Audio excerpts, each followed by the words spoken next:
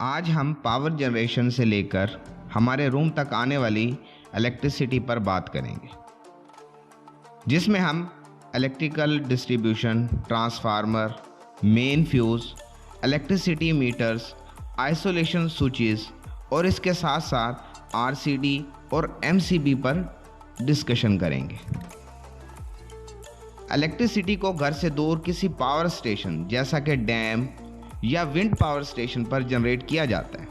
फिर power station पर step up transformer के ज़रिए वोल्टेज को बढ़ाया जाता है। तो फिर इलेक्ट्रिसिटी को ट्रांसमिशन लाइन के ज़रिए दूर दराज इलाकों में ट्रांसफ़र किया जाता है।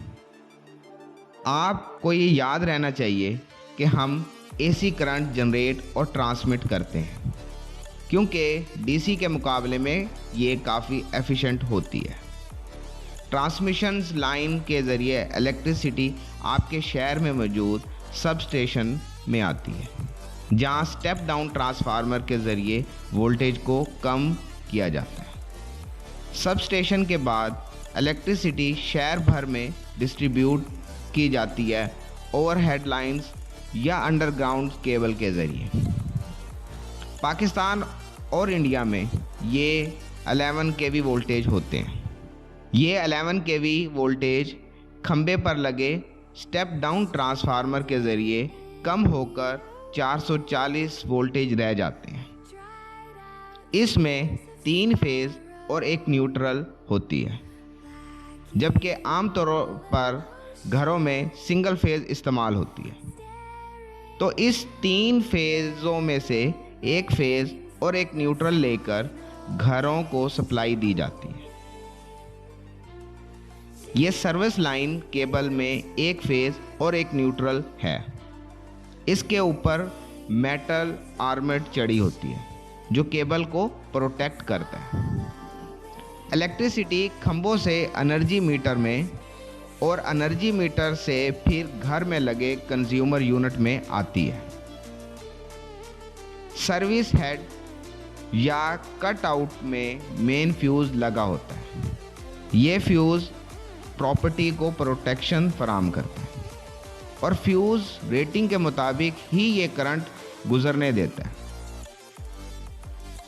और मेन फ्यूज़ को कट ऑफ कराकर हम इलेक्ट्रिसिटी मीटर को तब्दील कर सकते हैं। इलेक्ट्रिसिटी मीटर से हमें ये पता चलता है कि हमने बिजली के कितने यूनिट इस्तेमाल किए हैं, और ये 2 तरह के होते हैं। एक मैकेनिकल या जिसमें प्लेट घूमती हो, दूसरे जो आजकल इस्तेमाल होते हैं उसे इलेक्ट्रॉनिक कहते हैं। इसमें डिजिटल फिगर शो होते हैं। फिर फेज़ और न्यूट्रल कंज्यूमर यूनिट में इंटर हो जाती है, जिसे घर का मेन फ्यूज़ बोर्ड भी कहते हैं। ये फ्यूज़ बोर्ड का साइज़ बिल्डिंग में इस्तेमाल होने वाले सर्किट्स पर डिपेंड करता है। चलिए आपको दिखाते हैं कंज्यूमर यूनिट अंदर से कैसा होता है। मीटर से फेज़ और न्यूट्रल सबसे पहले मेन स्विच या डबल पोल आइसोलेशन स्विच में टॉप टर्मिनल से इंटर होते हैं। ये मेन स्विच तमाम घर की सप्लाई को कंट्रोल करता है। यह स्विच ऑटोमेटिक नहीं होता, बल्कि इससे मैनुअली घर की पावर को कट ऑफ किया जाता है, और यह स्विच बैक वक्त फेज़ और न्यूट्रल दोनों को डिस्कनेक्ट कर सकता है। मेन स्विच के नीचे से न्यूट्रल निकालकर न्यूट्रल ब्लॉक में लगा देते हैं, ताकि किसी भी सर्किट को न्यूट्रल देनी हो तो यहां से दें। फेज़ वायर मेन स्विच से निकलकर टॉप टर्मिनल से आरसीडी में लगा देते हैं। आरसीडी फेज़ वायर और न्यूट्रल में करंट को चेक करता रहता है। अगर फेज़ और न्यूट्रल में गुजरने वाला करंट बराबर ना हो तो ये डिवाइस ऑटोमेटिकली और जल्दी से पावर को कट कर देती है।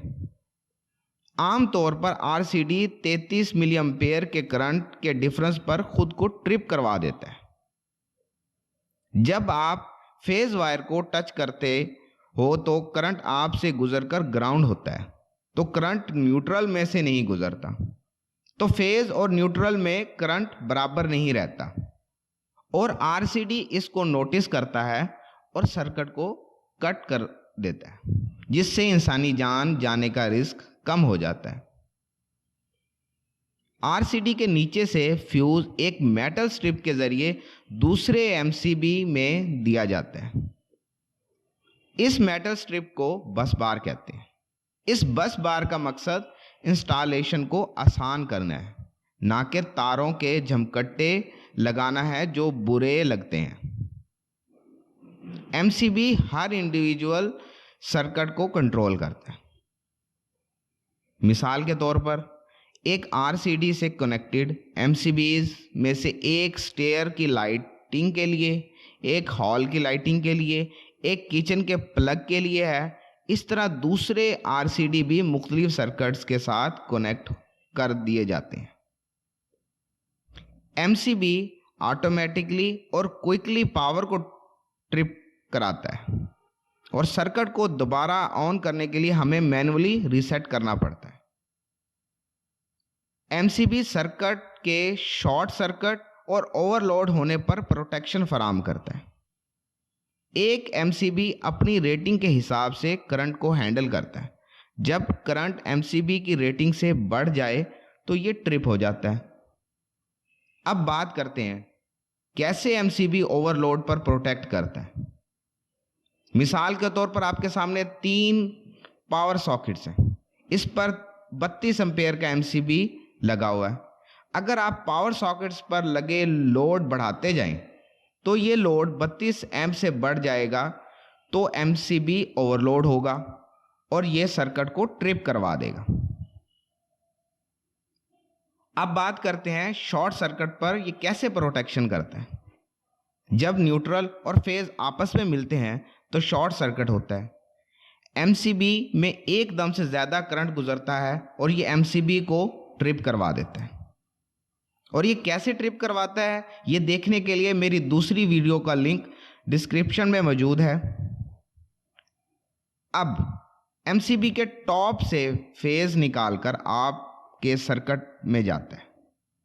मसलन कुछ लैंप हो सकते हैं या फैन, लेकिन आपके सामने मैं लैंप को फर्ज करता हूं। अब लैंप की न्यूट्रल को न्यूट्रल ब्लॉक से जोड़ते हैं। तो इस तरह तमाम एमसीबी से फेज निकलकर मुतलका सर्किट को दे देते हैं। न्यूट्रल ब्लॉक से सबको न्यूट्रल देते हैं और इस न्यूट्रल ब्लॉक को मुतलका आरसीडी में जोड़ते हैं और हर आरसीडी में ऊपर वाला टर्मिनल को न्यूट्रल ब्लॉक से जोड़ा जाता है। तो इस तरह इलेक्ट्रिसिटी सप्लाई लाइन से मेन फ्यूज में, फिर एनर्जी मीटर में, फिर डबल पोल स्विच से आरसीडी में और फिर एमसीबी में से होता हुआ होम अप्लायंसेस तक आता है और यूं इलेक्ट्रिसिटी न्यूट्रल पाथ के जरिए वापस चली जाती है। आप यहां नोट कर रहे होंगे कि एक और केबल है जिसका रंग येलो और ग्रीन है। इसको अर्थ केबल कहते हैं। ये आमतौर पर फेज के और न्यूट्रल के साथ चलती है और इसको अप्लायंसेस की बॉडी के साथ जोड़ा जाता है। और अर्थिंग केबल की भी अपनी एक अलग स्ट्रिप होती है जहां से तमाम सर्किट्स को अर्थिंग दी जाती है और इसको अर्थ ब्लॉक कहते हैं।